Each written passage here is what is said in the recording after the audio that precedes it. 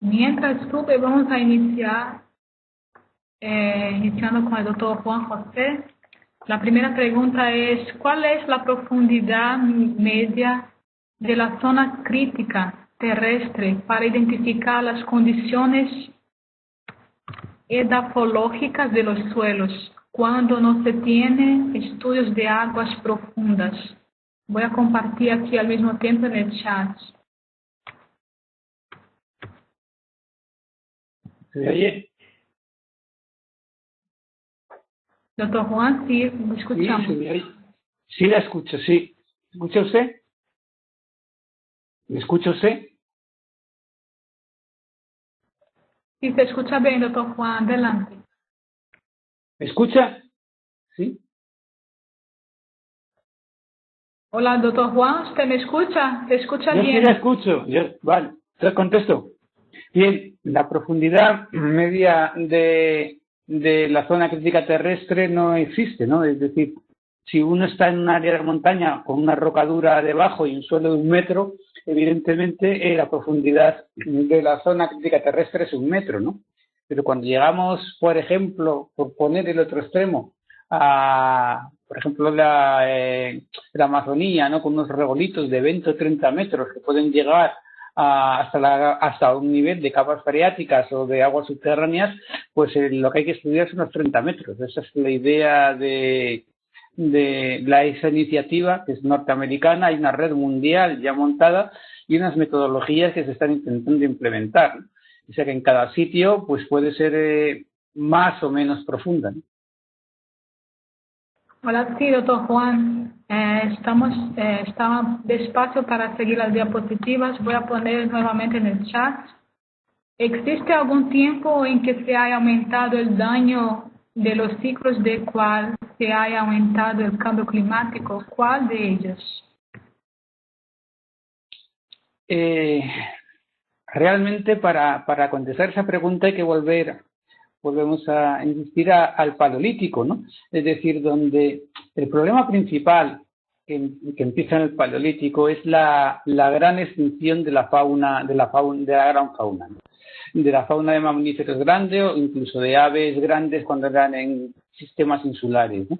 Cuando se rompe la cadena trófica por arriba por encima del ecosistema, se rompe la cúspide, se produce un proceso de efectos en cascada. Grandes cantidades de mamíferos implican grandes cantidades de pastos, hierbas y alimentos para tomar. Y entonces se cerraron muchos bosques. Es decir, se cerraron en el sentido de que al no haber más, digamos, de herbívoros, pues la vegetación arbórea creció. A partir de ese momento aparecen toda una serie de cambios. Decir cuál ha sido más importante, en mi opinión, o cuál no ha sido más importante es prácticamente imposible de contestar en este momento, ¿no? Pero no ha sido necesariamente en los últimos 100 años por las emisiones de petróleo, aunque desde luego lo han agravado. Ok, la pregunta es, ¿la macrofauna del suelo se constituye en un bioindicador fiable ante variabilidad y cambio climático? Veamos, cuando se baja, se desciende a pocos centímetros de la superficie del suelo, la concentración de CO2 ya es altísima, es mucho mayor que en la atmósfera. Yo tengo ahí también ciertas dudas de cómo puede incrementar o no incrementar una concentración de CO2 que en el suelo es mucho más alta que en la atmósfera. Respecto a la macrofauna, es absoluta microfauna del suelo, es decir, hablando de los ingenieros como termitas, hormigas o lombrices, son absolutamente fundamentales. Una de las razones por las que hay poca materia orgánica en superficie, en los trópicos, por ejemplo, la Amazonía, la cuenca del Orinoco, etcétera, es que los termitas y las hormigas excavan, profundizan y remezclan hasta 6-7 metros de profundidad. Entonces, justamente uno, aparentemente en superficie y menos materia orgánica, ahora si sumas todo el perfil hasta, por ejemplo, la actividad de las termitas o de las hormigas, resulta que hay mucho más carbono orgánico del que realmente parece. Gran parte de la uniformidad de los perfiles de suelos que pueden aparecer en ferralsoles, ese tipo de suelos, obedece a esa acción de haploidización, homogenización del perfil del suelo que realizan esos organismos que lo que hacen es hacer circular la materia orgánica y los nutrientes entre la superficie y varios metros de profundidad. Por eso, una de mis insistencias siempre es alentar a las personas, a los investigadores, a que estudien en la medida de lo posible, porque sabemos que es muy difícil cavar hasta ciertas profundidades, pero al menos en ciertas zonas piloto, para ver realmente el efecto. Yo lo he visto en Cuba, en los nitosoles, y cuando los nitosoles dejan de ser arados, se forman horizontes. Cuando los nitosoles pasan fuera del arado y se recupera la vegetación natural, los horizontes del suelo desaparecen. Es decir, que la microfauna del suelo es absolutamente esencial en el sentido de lo que llamamos ingeniero del suelo, fundamentalmente en el comportamiento de la materia orgánica, y por eso estudiar, insisto, los 20 o 40 centímetros superficiales en la acumulación de materia orgánica no es suficiente para hablar de secuestro de carbono.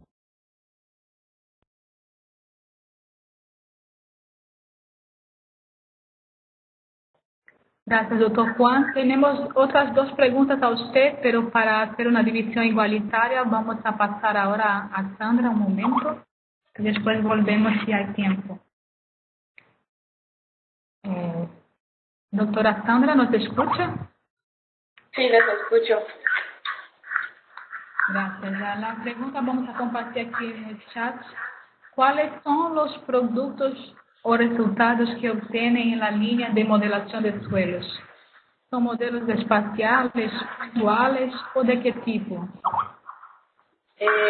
Bueno, los productos resultados que obtenemos de las modelaciones, lo primero que hacemos es cuantificar estos factores de emisión y utilizamos modelos, uno de los modelos que utilizamos es donde al tener los valores de nitrógeno, aplicación de fertilización y todas las características de estructura del suelo, lo que hacemos es, con los factores que vamos a utilizar en campo, es comparar estos modelos y de esta manera validarlos primero que todo, saber qué parámetros son más fuertes que otros, por ejemplo la parte de humedad del suelo. Con estos modelos lo que hacemos es corroborar la parte teórica con la parte que obtenemos en campo. Son modelos espaciales que utilizamos más que todo el GNDC porque es el que nos ha mostrado mejores resultados a diferencia de otros modelos.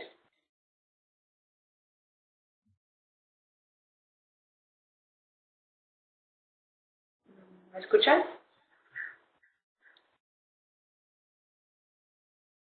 Esa sería la parte de la primera pregunta.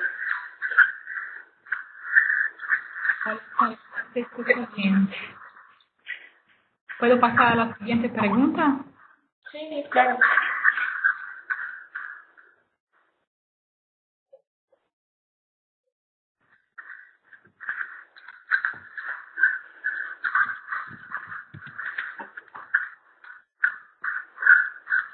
¿Qué tan factible puede ser utilizar esta información del suelo como data de entrada para un modelo numérico, considerando que esta variable es la más escasa? Bueno, estas variables, la parte del suelo, la parte física, la parte química es importante cuando se está trabajando modelos. ¿Por qué? Porque esto es, en la casa de emisiones de dióxido de cloro es un valor que nos permite más o menos tener un balance de las entradas o la aplicación. Entonces es algo fundamental en caso de que no se tenga esa información, es buscar en literatura acerca de las regiones, pero es fundamental como línea base para cualquier cuantificación o modelo tener información de suelo, la parte física y la parte química, porque los modelos siempre hay que ajustarlos. Hay unas variables que se ajustan mejor que otras. En la experiencia de nosotros, la parte de humedad, tuvimos que ajustar esta variable en algunos modelos. Entonces, es fundamental, a pesar de que sea escasa, obtener esta información, sea de revisión de literatura o considerarla en todos de los proyectos o lo que se está trabajando como una variable fundamental.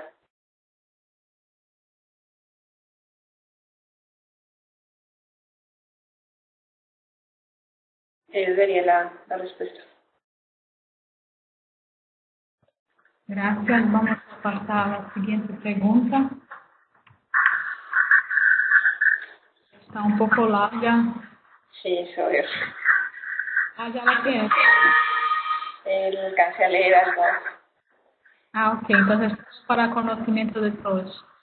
¿Qué opinión le merece la intervención ambiental realizada en Nueva York, donde se optó por la alternativa de preservar el medio ambiente frente a la construcción, frente a la de construir una infraestructura que paliara los efectos de la contaminación de sus aguas? Actividad a cargo del programa estatal Watershed Agricultural Program, en el que los agricultores de las cuencas de Catskill, Delaware, perdona si no está bien pronunciado, que aportan el 90% del agua para el abastecimiento de la ciudad de Nueva York. En forma voluntaria se comprometieron a tomar una serie de medidas para mitigar la contaminación, encontrándose entre ellas la de gestionar de manera eficiente el uso de fertilizantes y sus tierras, así como controlar los vertidos de sus residuos, logrando resultados increíbles al priorizar la conservación del capital natural, en vez de irse por la vía fácil, aunque no más barata, que habría sido la construcción de una infraestructura de tratamiento. ¿Por qué no se replica esta excelente experiencia en otras latitudes del mundo? Bueno, eso tiene que ver algo en la parte cultural, en la parte de las regiones que predomina más y los grandes agricultores, porque por experiencia digamos que cuando son regiones que se dedican a la agricultura y son considerados grandes productores, la parte la parte de producción es más importante. La parte ambiental siempre se deja como de lado por no ser actualmente importante o no ser algo considerado como reglamentación. Entonces, este tipo de experiencias es bueno replicarlas, pero siempre tiene que dar un apoyo estatal, gubernamental, para poder buscar alternativas. Finalmente, con el uso de fertilizantes o residuos o vertimiento de residuos, debe ir de la mano con la parte de corporaciones regionales y para poder optar por ese tipo de soluciones a deforestar o a construir ese tipo de edificaciones. Entonces sí, se puede replicar siempre y cuando haya un apoyo a estos pequeños productores, como lo dice, la parte gubernamental es importante. Entonces eso es bueno, que esa parte apoye este tipo de soluciones, pero depende mucho de eso. Ya sería la respuesta a esta tercera pregunta.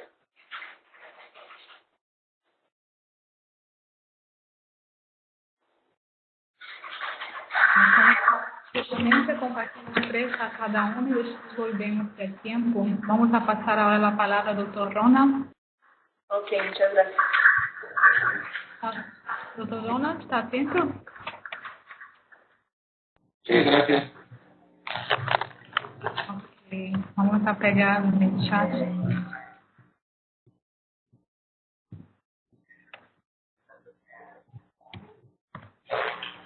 ¿Cómo se entiende? Doctor Ronald, usted mencionó el enfoque de género. ¿Cómo se entiende ese enfoque en el tema de suelos?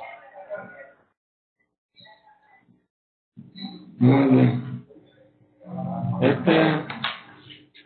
El enfoque de género ya se ha visto que ha tenido un impacto importante, por ejemplo, en los problemas que tienen que ver con el agua, principalmente en los países de Latinoamérica, donde el núcleo familiar es todavía fuerte y las mujeres, sobre todo en el campo, somos las que toman las decisiones a veces en cuanto a qué se debe hacer en la familia.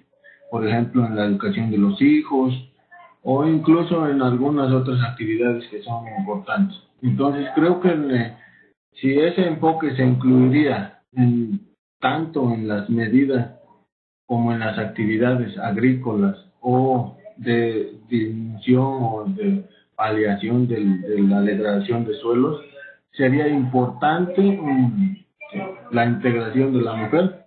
De esta manera, aquellas medidas que se implementen o aquellas actividades que se realicen donde está involucrado el suelo serían mucho más amigables con la biodiversidad.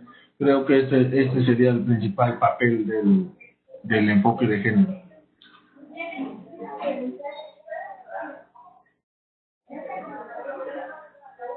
¿Me escucha, Flavia? Sí, gracias. La próxima pregunta es, ¿qué criterios y qué variables son las más indicadas para evaluar sensibilidad y capacidad adaptativa en cualquier contexto, ya sea agua, suelos, medios de vida? Ok. Bueno, la sensibilidad realmente mide cuán rápido va a regresar un sistema a su estado natural o a su estado de equilibrio. Entonces ahí habría que considerar para cada caso cuáles son las variables más importantes. Lo mismo pasa con capacidad adaptativa. La capacidad adaptativa te indica cuán capaz es un sistema de adaptarse a los cambios. Entonces, la capacidad adaptativa realmente tiene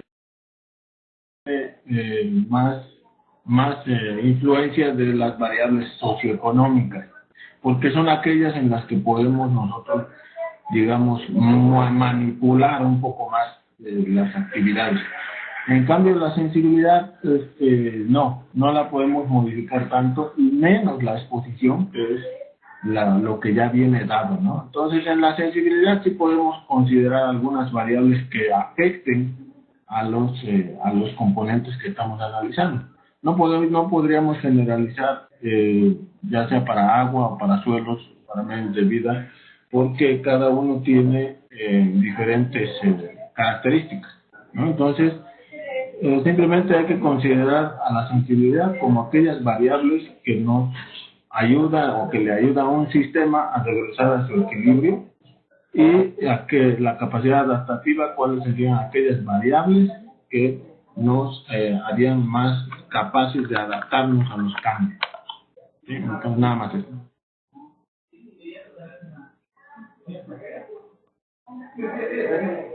Gracias, doctor Ronald. Ahora vamos a volver al doctor Juan.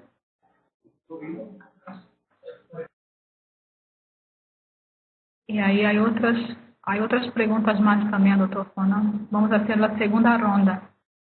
Doctor Juan, ¿está atento? Sí, sí. Ok, tenemos dos preguntas más a usted. ¿Cuál sería la mejor metodología para determinar un buen modelo matemático de predicción de desertificación? Por ejemplo, para humedales altoandinos. Todo depende de lo que entendamos como modelo del clima, ¿no? Están los modelos de circulación general y que no van a entrar los suelos, porque los modelos de circulación general se basan fundamentalmente en variables atmosféricas y en variables de la circulación, digo, en el océano y el acoplamiento entre las dos. Desde el punto de vista de los suelos, ¿qué variables serían más importantes? Yo creo que es muy difícil de contestarlo porque depende del ambiente. Es decir, si yo estoy en una zona, por ejemplo, en Escocia, que hay materia orgánica, es una zona muy degradada, aunque parezca lo contrario, evidentemente un poco más o menor el contenido de materia orgánica es muy pequeño. En otras zonas puede ser la salinidad, pero en zonas donde se forman sobre suelos ácidos, la salinidad influye, ¿no? Entonces es tremendamente complicado porque hay que tomar juicios de valor y es, en mi opinión, es un tema que no está resuelto de ninguna manera, ¿no? Y de difícil solución.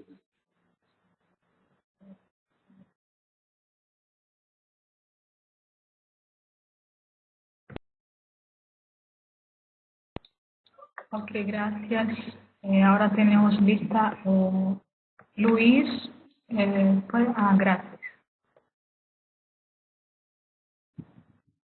Y la última pregunta es la 5. ¿Cuál es su concepto de desarrollo sustentable y cómo lo relaciona con el cambio climático? Pregúntame a Juan José Ibáñez.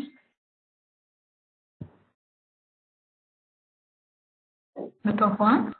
Sí, perdón, no sabía que me pregunta. Bien, yo creo que el término desarrollo sostenible se ha utilizado muy a la ligera, es decir, cualquier sistema puede ser, no, hay muchos sistemas de uso sostenibles del suelo y de la vegetación, dependiendo del ambiente, de la carga de la población, etcétera. Un sistema puede ser sostenible durante miles de años, pero si por algún motivo la población crece o hay algún cambio muy drástico, dejar de ser sostenible, ¿no?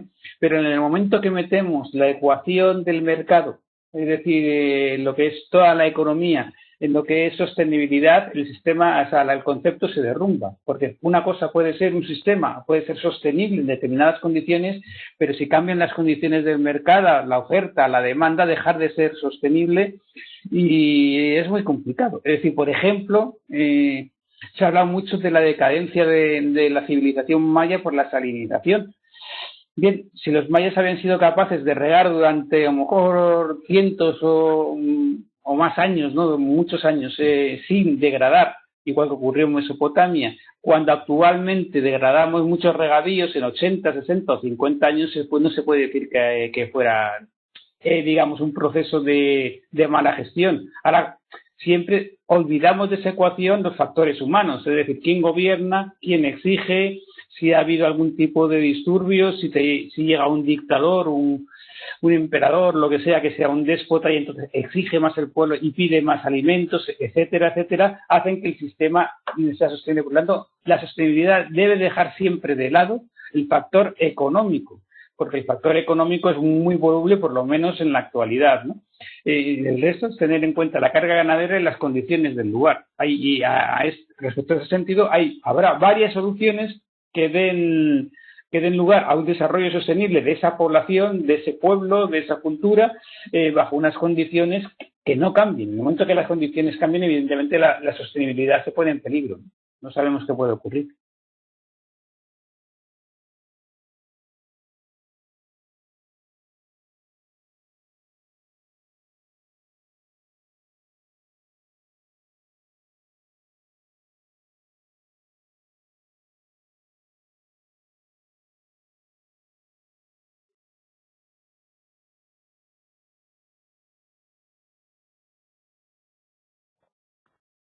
Hola, gracias, doctor Juan. Ahora vamos a pasar a volver a las preguntas a doctora Sandra.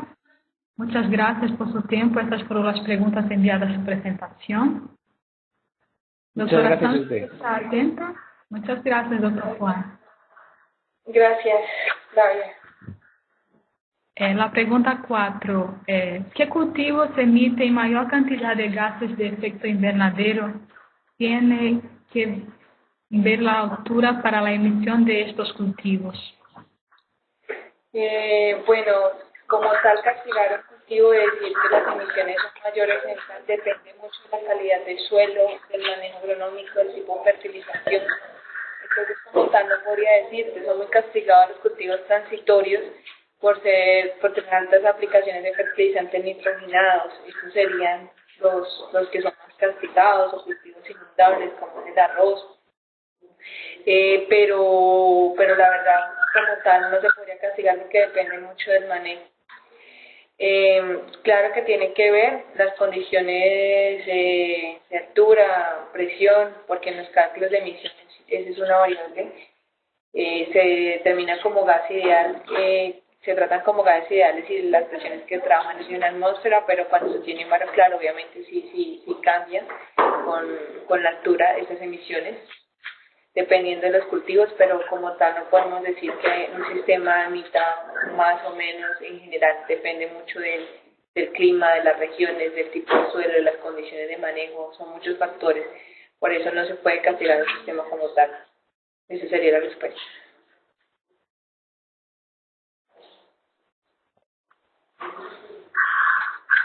Siguiente pregunta es, ¿se tiene medidas de la carga de carbono en otros cultivos fuera de pasturas mejoradas?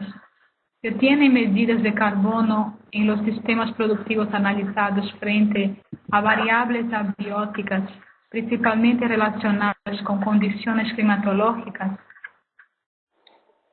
Bueno, se tienen evaluaciones de carbono en diferentes cultivos que se trabajan, dependiendo del sistema que estamos evaluando. Evaluamos la parte de almacenamiento de carbono en el suelo y se mira la parte geotópica, de dónde proviene ese tipo de carbonos, porque dependiendo de ese uso, digamos, que vengan de bosques o vengan de cultivos. Sandra, ¿listo? Sí, ¿me escuchas? Sí, ¿me escuchas? ¿Aló? Sí, ¿me escuchan? ¿Me escuchan? ¿Sandra? Sí, ¿me escuchas? Sí, yo te escucho. ¿Tú me escuchas? La pregunta 6 es, en los estudios de CIAT, ¿se han determinado factores que aumentan o disminuyen la captación de carbono y la emisión de gases de efecto invernadero? Sí, se han determinado factores de emisión de diferentes sistemas productivos y de manejos y de variables como temperatura y humedad del suelo, y variables variedades de ciertos cultivos, en donde si uno disminuyen emisiones. En el caso de pasturas hemos evaluado diferentes líneas sencillas donde hemos encontrado que hay una inhibición de nitrificación en unas determinadas líneas de pasturas. Entonces si hay sistemas o variables que contribuyen a esta reducción de emisiones, la parte enzimática. Entonces sí se han hecho estudios en cuanto más que todo pasturas y cultivos transitorios de qué variedades, qué condiciones climáticas favorecen o contribuyen a las emisiones de gases y a la pérdida de carbono en el suelo. Esa sería la respuesta. Gracias por responder. Estas fueron las preguntas enviadas a su presentación. Muchas gracias,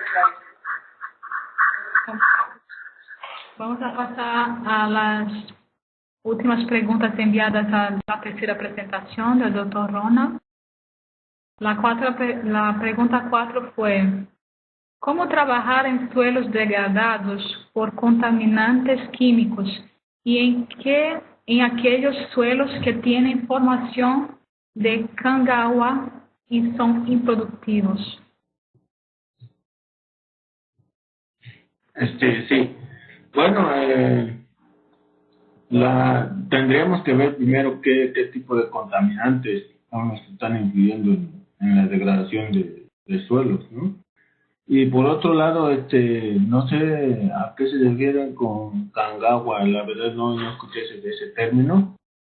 No sé si me pueden aclarar ahí alguien de los que preguntó qué es Kangawa.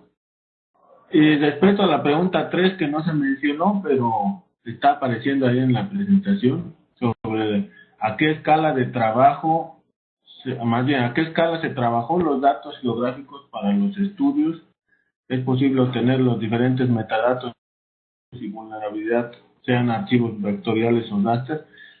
Esa pregunta, efectivamente todos los datos que se utilizaron están en formato libre en la web. Sin embargo, los mapas finales del trabajo solamente se los puede consultar en formato de imagen. Pero la información que se usó como insumo está libre en formato web.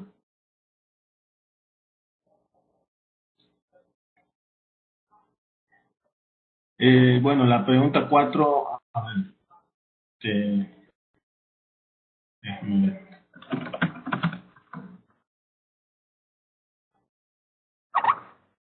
Yo creo que usted empezó por la pregunta 4, ¿cierto? 3, con la 3. Ok. La pregunta 4 es cómo trabajar en suelos degradados por contaminantes químicos y en aquellos suelos que tienen formación de cangawa y son improductivos. Ok, ya. Kangawa, por lo que leo, es una formación de roca volcánica. Bueno, los contaminantes químicos se deben tratar de acuerdo a su naturaleza. No podemos hablar de un conjunto de medidas para todos los contaminantes químicos. Lo que sí se ha visto, por ejemplo, cuando existe derrames de hidrocarburos o de combustibles, es que se están usando algunas medidas biológicas, ¿no? Se está incorporando algunos cultivos que extraen ese tipo de material, ya sea por las raíces o lo exfolian por las hojas, algunas, y en ese tipo de contaminantes sí se ha trabajado. En el resto yo no podría comentar más, no es mi experiencia hablar de contaminantes químicos. Y respecto a los suelos que tienen formación Kangawa, bueno, aquí por ejemplo en México se trabaja mucho con los suelos volcánicos que están en base a tezontle, que es, me imagino, una roca muy parecida a la que se denominan Kangawa. Y esas rocas, por ejemplo, se absorben muchísima humedad y son utilizadas en muchos lugares, sobre todo en invernaderos para hidroponía o agricultura de precisión. Entonces creo que por ese lado también se podría hacer aprovechamiento de esas zonas que actualmente son improductivas, pero que se podrían utilizar de otra manera, ¿no? Principalmente como sustento físico más que como fertilizante. Nada más, Flavio. Gracias. Tenemos las dos últimas preguntas y vamos a cerrar el webinar. Ya tenemos 2 horas de evento. Estamos en el límite. La pregunta 5. ¿Cómo se podría implementar un trabajo para la relación suelo-planta para que el suelo no tenga tanta degradación? Ok, esa también es para mí, ¿verdad? Sí, adelante. Flavia. Sí, es para usted. Adelante. Ok. Bueno, realmente, como lo mencionaba el doctor Juan José, en Latinoamérica tenemos excelentes sistemas precolombinos de manejo del suelo y el agua, como son las tacanas, las terrazas, los sucacoyos, que están en la mayor parte donde interactuó las culturas prehispánicas, ¿no? Entonces yo creo que la mejor manera de volver o de contrarrestar este efecto de degradación de suelos, tengan o no tengan altos niveles, es de tratar de recuperar esas tecnologías que eran amigables con el ambiente y que no necesitaban de otro tipo de intervención humana. Entonces, la relación suelo-planta en esos sistemas puede ser una opción viable para que podamos contrarrestar la degradación en esta zona. Creo que no es necesario, o más bien no era necesario traer otras tecnologías de otros lugares. Nada más, claro. La pregunta 6 y última. ¿Cuál es el potencial de degradación del suelo por erosión hídrica, por eventos de precipitaciones intensas y cómo la ampliación de los sistemas de riego puede incrementar la erosión de suelos en zonas andinas? Ok, sí, está muy bien. Mire, la degradación del suelo por erosión hídrica se debe principalmente a las intensidades de las precipitaciones. Entonces, cuando nosotros ponemos en vigencia un sistema de riego que no está desarrollado o definido bajo las condiciones del ambiente, se puede incrementar la erosión de suelo, sobre todo en las zonas andinas, que es donde tenemos pendientes escarpadas y pendientes altas, ¿no? Ahí la introducción de un sistema de riego puede causar más erosión todavía que los sistemas antiguos o tradicionales. Se ha visto, por ejemplo, que la ubicación de los surcos, luego de que se introduce un canal de riego o un sistema de riego por inundación, por ejemplo, no tiene, digamos, los surcos no se realizan con un criterio adecuado y son ubicados en dirección a la pendiente, ocasionando mucho más erosión hídrica que si no estuviera ese sistema de riego. Ahora, lo de las precipitaciones intensas, bueno, ya se ha visto incluso que las precipitaciones a nivel continente se han reducido bastante desde que hubo evidencias del cambio climático. Sin embargo, los eventos extremos han sido mucho más frecuentes. Entonces, por lo tanto, creo que el potencial de degradación de suelo por erosión hídrica, tanto por precipitaciones como sistemas de riego, ha ido en incremento y va a seguir así si es que no está. Nada más a la... Muchas gracias, doctor Ronald. Acá damos cierre entonces al evento. A las 2 horas de evento pasamos un poco de tiempo, pero creo que fue de utilidad para todos. Agradecemos su participación. Acá estamos enviando unos enlaces que puedan ser de su interés. Estamos compartiendo ustedes pueden acceder a materiales de los eventos anteriores. Todos los webinars generamos videos y las diapositivas, todos disponibles en esta página web. Compartimos ahí los perfiles de los expertos que ya brindaron su tiempo, como los invitados de hoy, que una vez más nos gusta resaltar que son voluntarios. Agradecemos mucho su participación. También compartimos acá el enlace de nuestros contactos, las redes sociales de Facebook, Twitter. Y próximamente ustedes van a recibir por su correo los materiales de este evento y la invitación para participar del foro de discusión, resaltando una vez más que quienes están acá y no informaron en el formulario de inscripción que desean participar del foro de discusión electrónico, por favor enviar un correo a nuestro contacto moderacionandes.cias@gmail.com solicitando participación en el foro de discusión. El foro de discusión es bastante fácil de participar. Ustedes no tienen que aprender a utilizar ninguna herramienta, solo van a recibir la invitación en su correo y participan desde su correo particular. Si tienen alguna inquietud, alguna consulta, pueden preguntarnos por acá. Muchísimas gracias. Agradecemos desde el Centro Internacional de Agricultura Tropical CIAS, PENUMA, la plataforma Regata y el BID.